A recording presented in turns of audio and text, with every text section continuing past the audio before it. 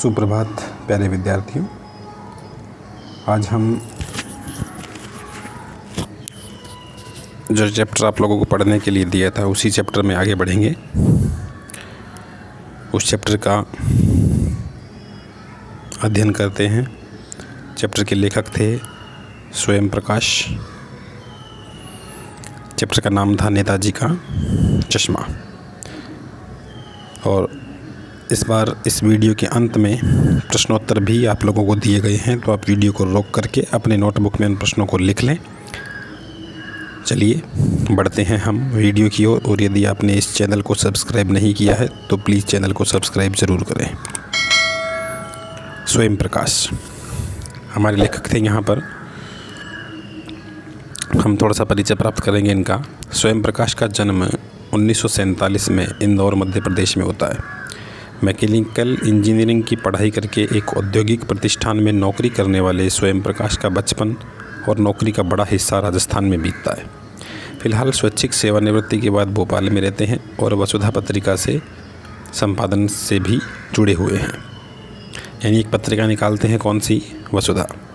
8वें दशक में उभरे स्वयं प्रकाश आज समकालीन कहानी के महत्वपूर्ण हस्ताक्षर हैं। उनके 13 कहानी संग्रह प्रकाशित हो चुके हैं, जिसमें सूरज कब निकलेगा, आएंगे अच्छे दिन भी, आदमी जात का आदमी और संधान उल्लेखनीय है। इनके बीच में विनय और ईंधन उपन्यास चर्चित रहे हैं। उन्हें पहल सम्मान, वनमाली पुरस्कार, राजस्थान साहित्य अकादमी पुरस्कारों से भी पुरस्कृत किया जा चुका है। यानी बहुत अच्छे साहित्यकार थे, बहुत सी कहानियाँ लिखी, इस कारण इन्हें काफ़ी बार पुरस्कार प्राप्त हो चुके हैं। मध्यम वर्गीय जीवन के कुशल चितेरे स्वयं प्रकाश की कहानियों में वर्ग शोषण के विरुद्ध चेतना है और हमारे सामाजिक जीवन में जाति, संप्रदाय और लिंग के आधार पर हो रहे भेदभाव के खिलाफ प्रतिकार का भी स्वर है। रोचक किस्सा गोई शैली में लिखी गई इनकी कहानियाँ हिंदी की वाचिक परंपरा को समृद्ध करती है। तो ये तो था इनका एक छोटा सा परिचय। जन्म कहाँ होता है? मध्य प्रदेश में। समय कहाँ बीतता है? राजस्थान में। कहानियाँ कौन सी लिखी? बहुत सी लिखी थी। सूरज कब निकलेगा, अच्छे दिन, आदमी जात का आदमी, ईंधन उपन्यास भी चर्चित रहा था और बहुत सारे पुरस्कार मिले, जिनमें पहले सम्मान, वनमाली, राजस्थान साहित्य अकादमी आदि महत्वपूर्ण पुरस्कार थे। चलिए हमारे पाठ परिचय की ओर बढ़ते हैं। जो पाठ परिचय यहाँ पर शामिल किया गया है वो है, पाठ कौन सा था? नेताजी का चश्मा। तो चारों ओर सीमाओं से घिरे भूभाग का नाम देश नहीं होता। देश बनता है उसमें रहने वाले सभी नागरिकों, नदियों, पहाड़ों, पेड़ पौधों, वनस्पतियों, पशु पक्षियों और इन सब से प्रेम करने तथा इनकी समृद्धि का प्रयास करने का नाम ही क्या है? देशभक्ति। नेताजी का चश्मा कहानी कैप्टन चश्मे वाले के माध्यम से देश के करोड़ों नागरिकों के योगदान को रेखांकित करती है, जो इस देश के निर्माण में अपने अपने तरीके से सहयोग करते हैं। कहानी यह कहती है कि बड़े ही नहीं, बच्चे भी इसमें शामिल है। तो ये तो था छोटा सा परिचय। अब हम इस अध्याय की सरल व्याख्या की ओर बढ़ते हैं। वीडियो को पूरा देखें, चैनल को लाइक करें, शेयर करें और सब्सक्राइब ज़रूर करें। नेताजी का चश्मा चैप्टर आप लोग पढ़ चुके होंगे, क्योंकि आपको पढ़ने के लिए दिया था, इसलिए हम डायरेक्ट इसकी व्याख्या की ओर बढ़ेंगे। इस चैप्टर में एक हालदार साहब होते हैं जो कि हर 15वें दिन कंपनी के काम से किसी कस्बे से गुजरते थे। कस्बा भी कोई ज़्यादा बड़ा नहीं था, कुछ छोटे मोटे 2-4 मकान, पक्के मकान जहाँ पर थे वैसे ही कुछ मकान थे। छोटा बाज़ार होता है वैसा एक बाज़ार था। स्कूल थे, लड़कों का स्कूल, लड़कियों का स्कूल, सीमेंट का कारखाना, सिनेमा घर, नगर पालिका थी। और जहाँ पर नगर पालिका होती है वहाँ पर विकास कार्य भी होते रहते हैं। नगर पालिका कुछ ना कुछ काम करवाती है, कबूतरों की छतरी बनवाना, पेशाब घर बनवाना, कवि सम्मेलन करवाना। तो इसी प्रकार इन्हीं कार्यक्रमों के अंदर एक बार शहर के मुख्य बाज़ार में नेताजी सुभाष चंद्र बोस की एक संगमरमर की प्रतिमा लगवा दी गई। और ये जो कहानी है ये उसी प्रतिमा के इर्द गिर्द घूमती है। एक छोटे से किस्से के बारे में, उस पूरी प्रतिमा के बारे में ये कहानी नहीं है। हालदार साहब लिखते हैं कि पूरी बात तो मुझे पता नहीं, लेकिन अच्छे मूर्तिकारों की जानकारी न होने के कारण मूर्ति कौन बनाता है? एक अच्छा मूर्तिकार ही अच्छी मूर्ति बना सकता है, लेकिन सरकारी महकमा क्या करता है? अच्छा मूर्तिकार की जानकारी या तो उसे नहीं होगी, या लागत या अनुमान उपलब्ध नहीं होगा, या उसके लिए बजट उपलब्ध नहीं होगा। यानी जब हवलदार साहब ने उस मूर्ति को देखा तो उस मूर्ति को देखने के बाद उन्हें लगा कि ये मूर्ति किसी अच्छे मूर्तिकार के द्वारा नहीं बनाई गई है। हो सकता है नगरपालिका की सरकार को लागत अनुमान का पता नहीं हो और ये उनके बजट से बाहर निकल गई हो, इसलिए किसी प्रोफेशनल को न दे करके किसी स्थानीय कलाकार को इन लोगों ने अवसर दिया है। और यह हो सकता है अंत में किसी स्कूल के अध्यापक को बोल दिया है कि ये काम तुम्हें करना है और 1 महीने के अंदर करना है, तो उसने ये महीने भर के अंदर ये मूर्ति बना करके लगा दी। अब मूर्ति किसकी थी? संगमरमर की थी। टोपी की नोक से कोट के दूसरे बटन तक कोई 2 फुट ऊंची थी, सुंदर भी थी। नेताजी सुंदर लग रहे थे। और मूर्ति इस प्रकार बनी थी कि मूर्ति को देखते ही नेताजी सुभाष चंद्र बोस ने 2 नारे दिए थे, एक तो दिल्ली चलो और दूसरा तुम मुझे खून दो, मैं तुम्हें आज़ादी दूंगा। तो इस मूर्ति को देखते ही हवलदार साहब को ये दोनों नारे याद आने लगते थे। लेकिन जब उन्होंने मूर्ति को गौर से देखा तो उनकी आंखों पर चश्मा नहीं था। यानी चश्मा था लेकिन वो पत्थर से बना हुआ या संगमरमर से बना हुआ तराशा हुआ चश्मा नहीं था। वो किसी सामान्य चश्मा जो आम आदमी लगाता है उस प्रकार का चश्मा उन्हें पहनाया हुआ था। तो हवलदार साहब वहाँ पर पहली बार रुकते हैं। गुजरकर चौराहे पर एक पान की दुकान थी, वहाँ पर रुकते हैं, पान खाते हैं।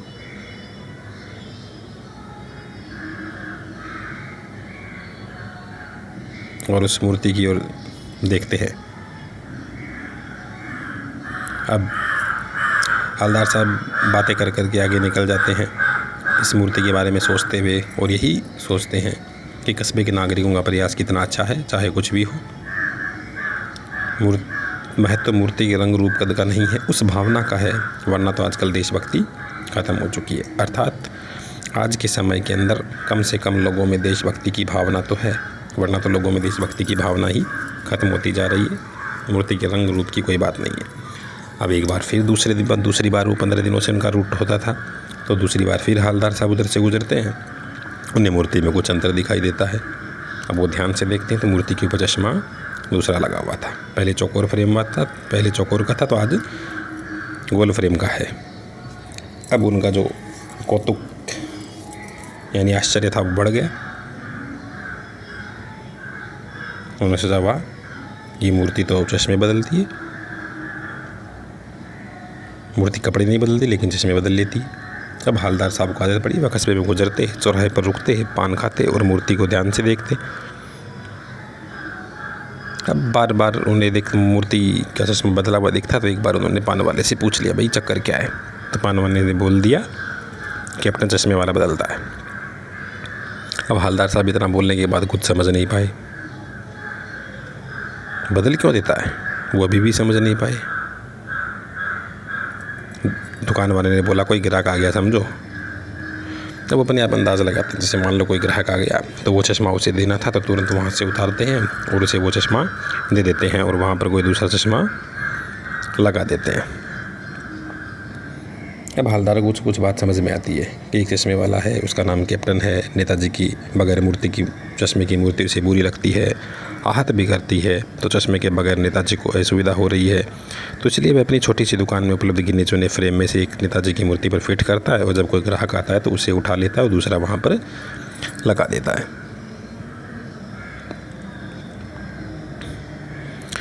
अब नेताजी से क्षमा मांगते हैं, ग्राहक को दे देता है। ये इस प्रकार का अंदाज है वो हवलदार साहब लगाते हैं। अब उनका कौतूहल बढ़ता जाता है। हवलदार साहब पूछते हैं, क्या ओरिजिनल चश्मा नहीं था मूर्ति पे? तो पान वाला हंस करके बोलता है, अरे मास्टर बनाना ही भूल गया। तब हवलदार साहब को जिस बात को उन्होंने सोचा था वही साबित होती हुई सही लगती है, मज़ेदार लगती है कि मैंने जो सोचा वही था। ये मूर्ति किसी न किसी मास्टर ने बनाई है, किसी प्रोफेशनल ने नहीं बनाई। अब बेचारा मास्टर क्या बनाएगा? मूर्तिकार मास्टर मोतीलाल वाकई कस्बे का वो एक अध्यापक ही था। तो मूर्ति बनाकर पटक देने का वादा कर दिया होगा, बना भी ली, लेकिन पारदर्शी चश्मा कैसे बनाया, अगर बनाया तो टूट गया होगा। तो इस प्रकार की बहुत सी अंदाजे वो लगाते रहते हैं। हवलदार साहब के लिए कुछ बड़ा और विचित्र कौतूहल लग रहा था। इन्हीं ख्यालों में वो खोए खोए पैसे चुका करके चश्मे वाले की देशभक्ति के समक्ष नतमस्तक होते हुए चले जाते हैं। लेकिन उनके मन में फिर भी कौतूहल था, तो रुक करके फिर पूछते हैं, क्या कैप्टन आज़ाद हिंद फौज का भूतपूर्व सिपाही है? तो वापस दुकान वाला बोलता है, अरे नहीं, वो काहे का सिपाही, वो लंगड़ा है।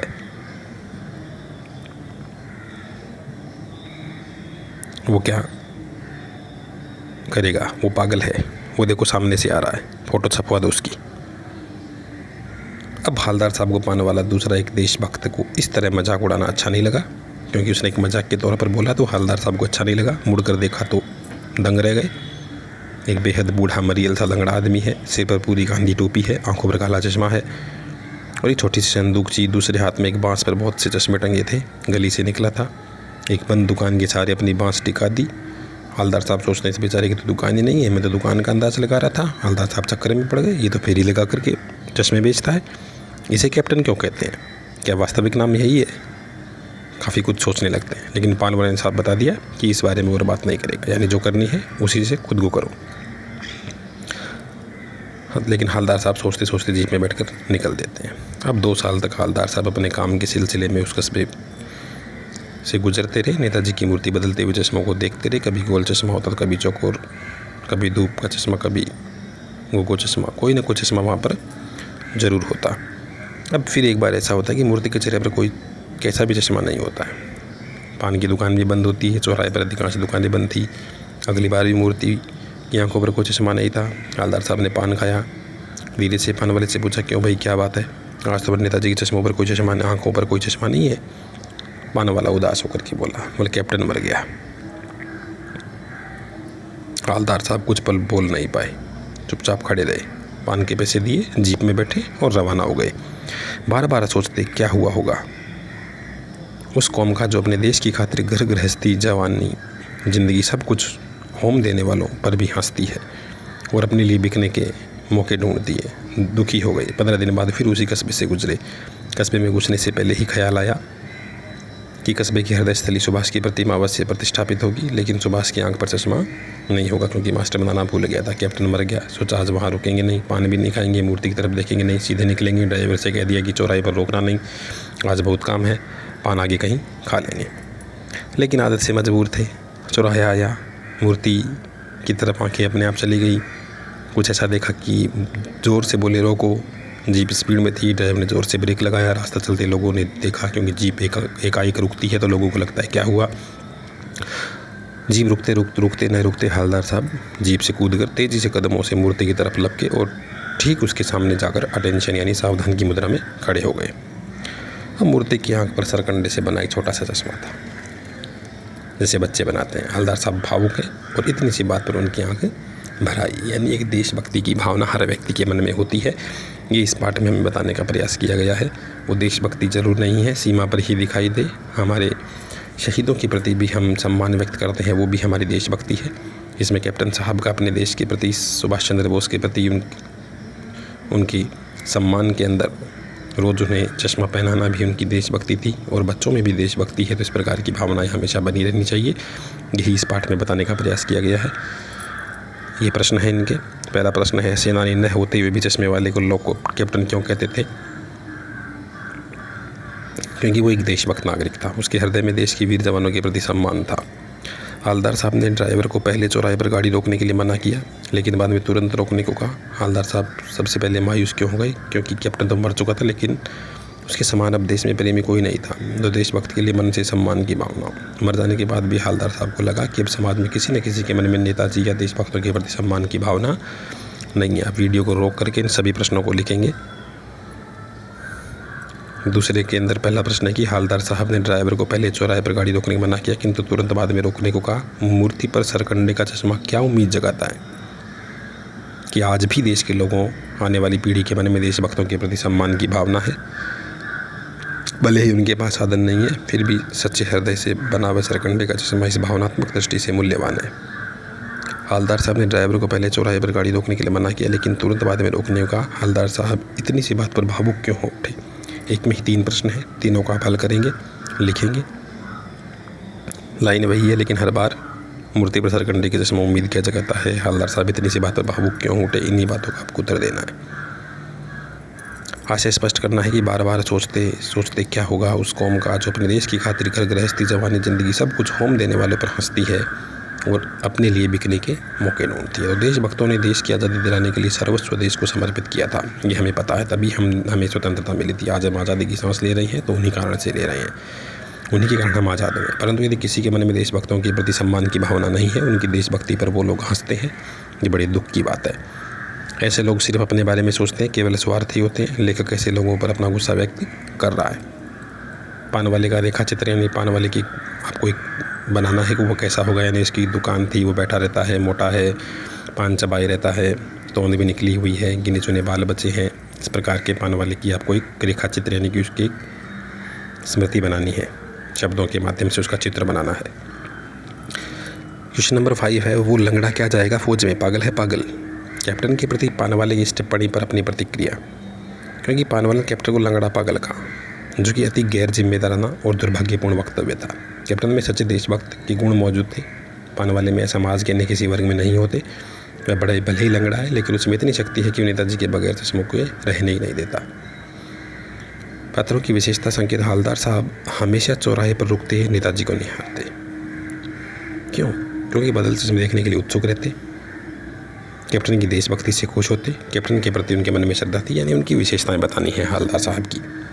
अगला प्रश्न है, निम्नलिखित वाक्य में पात्रों की कौन सी विशेषता की संकेत करता है कि पान वाला उदास हो गया? उसने पीछे मुड़कर मुंह का पान पी नीचे थूका, सिर झुकाकर अपनी धोती के सिर आंखों से पोंछता हुआ बोला, साहब कैप्टन मर गया। तो हमें पान वाले की विशेषता बतानी है। इसमें पान वाला भावुक संवेदनशील था, कैप्टन के मरने से दुखी भी था, कैप्टन के प्रति उसके मन में स्नेह भी था। भले ही उसने जीते जी मजाक उड़ाया हो, लेकिन अब उसके मन में उसके प्रति प्रेम था। वह कहीं ना कहीं कैप्टन देशभक्ति पर मुग्ध भी था। अगला है कि कैप्टन बार बार मूर्ति पर चश्मा लगा देता, तो इससे कौन सी विशेषताएं प्रकट होती है कि वो देशभक्त थे। उनके मन में सम्मान की भावना थी। वो नेताजी को बगैर चश्मे के नहीं देख सकते थे। आर्थिक विपन्नता थी, लेकिन फिर भी नेताजी को स्थायी रूप से चश्मा पहनाने के लिए तो पैसे नहीं थे, लेकिन जैसा था अपनी ओर से प्रयास करते थे।